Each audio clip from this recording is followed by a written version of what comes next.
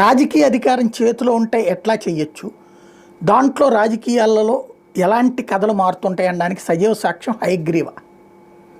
రాజశేఖర రెడ్డి అధికారంలో ఉండగా 2008 మనకేంటంటే ప్రతిసారి కూడా క్యాబినెట్ మీటింగ్ అయిందని చెప్తారు. 4-5 తీర్మానాలు లేకపోతే 4-5 కీలకమైన పాయింట్లు, లేదంటే కనుక ఓ రాజకీయ స్టేట్మెంట్ ఏదో ఇచ్చేస్తారు. సమాచార శాఖ మంత్రి వచ్చేసి మాట్లాడేస్తారు, ఆహా అనుకుంటే మనం అక్కడితో అయిపోతుంది. బట్ రాజకీయము, రాజ్యాధికారం అనేటటువంటిది ఇక్కడ కీలకమైనటువంటి. ఈ రాజ్యాధికారం గుట్టు చప్పుడు కాకుండా ప్రతి క్యాబినెట్ సమావేశాలప్పుడు కొంతమందికి భూములు కేటాయించేస్తుంది. ఎప్పుడో మళ్ళీ ఇంకెవడో వివాదం చేసినప్పుడు, లేదా ఇందులో ఎవడో పడక ఏ ఇన్ఫర్మేషన్ బయటికి చెప్పినప్పుడో తెలుస్తుంది. లేకపోతే టోటల్ ఇదివరకు పేపర్లో కంప్లీట్గా ఒక క్యాబినెట్ మీటింగ్ జరిగిందంటే అందులో తీర్మానాలు ఏంటి అన్నదంతా ఒక వార్త రాసేవాళ్ళం.